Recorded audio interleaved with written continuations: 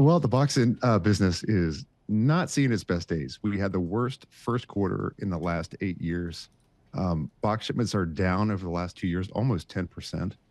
And maybe there's some silver lining because the second quarter, statistically speaking, over the last 30 years has more often than not been a better quarter than the first. So we do see maybe there's going to be an increase. On average, increase was 3.2%, like I said, over the last 30 years.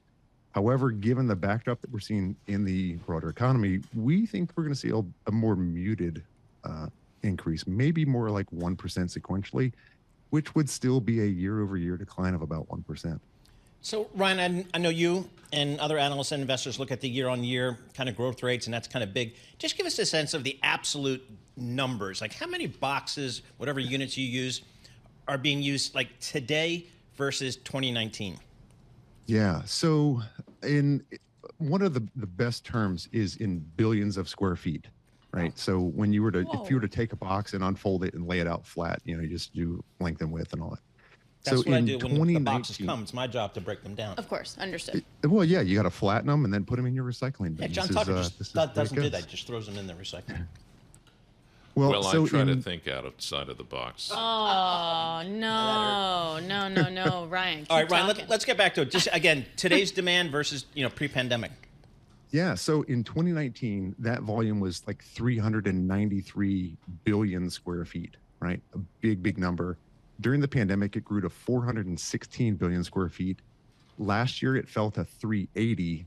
And this year, our projections, our mid-year outlook says it's going to fall again to about 376. Again, a slight decline over last year. We're just not seeing super strong economic signals. And our box, so our box producers, Green Markets is a Bloomberg company. They go out and they survey box producers all across the U.S. and they have a good signal, right? The signal right now is that the second quarter could be up as much as 3.5%, which is in line with the statistics we've seen over time. However, again, first quarter was down substantially. So we think there's some optimism error, and we would guide down based on that known optimism error. Ryan, this is a really dumb question, but I feel like the trend is don't ship stuff in a box. Like I can order from different places that shoes, I agree that they're in a shoe box, but you don't put them in like another box. You just ship that shoe box. Is that eating into this market at all? It certainly is. And I could talk for an hour about this, but I won't. But yes, you're exactly right. There's a definite move by brands to reduce their waste and become more sustainable. So you are seeing companies like Amazon utilize paper bags and things like that. So talk to us about the green options out there. What are the green options? Well, it depends on what you mean by green, right? So there are two main so there are two main initiatives, right? So the first green initiative is to find something that's more circular in nature, like a paper bag, because most people identify paper as a more sustainable, more circular option. Now, if you're looking at the data, that paper may have a higher greenhouse gas emission index. So while it's more circular, it's going to have its trade-offs.